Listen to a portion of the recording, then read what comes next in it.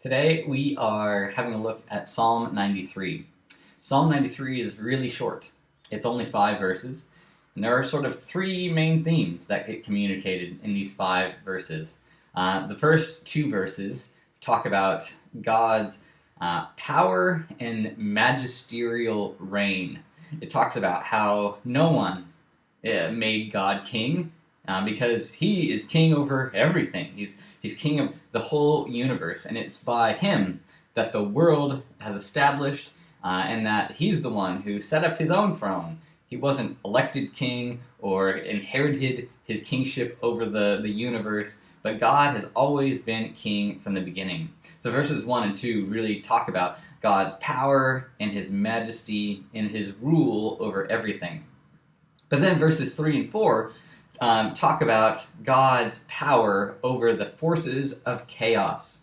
Verse 3 says, "The seas have lifted up, the seas have lifted up their voice, the seas have lifted up their pounding waves," and then it says, "Mightier than the thunder of the great waters, mightier than the breakers of the sea, the Lord is high on mighty."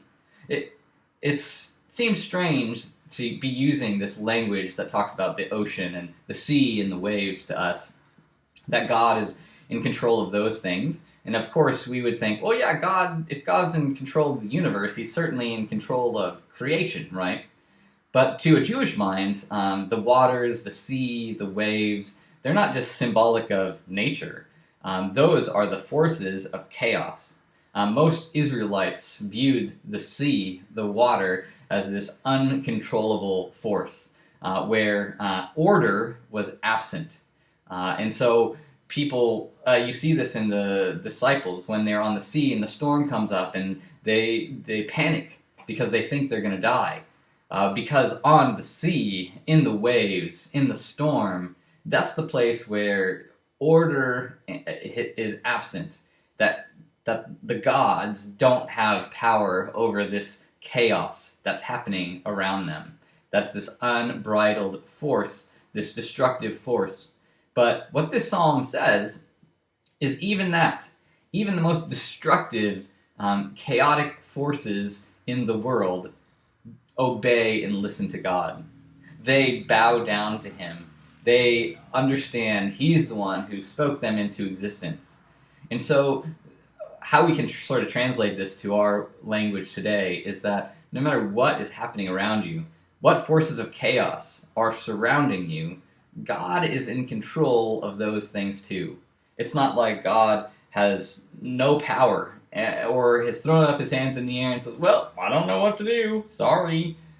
No, God is Lord over not just all of the universe, but over those forces that seem to be out of control, working against us, that rage on, that God speaks, and they listen.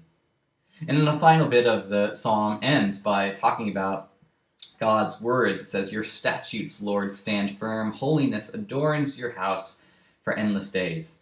So not only does God reign in majesty, not only does God have rule and authority over the chaotic forces around us, but God is holy and righteous, and his words are true and remain firm. He can be trusted. We can turn to him and know that in him we are secure, that he is set apart and there is no one else like him. So, as you make your journey through today, know that God reigns over all the universe, that even the forces of chaos bow down to him, and that in him we are secure because he is holy and his words are true, and we know we can put our trust in him. Amen.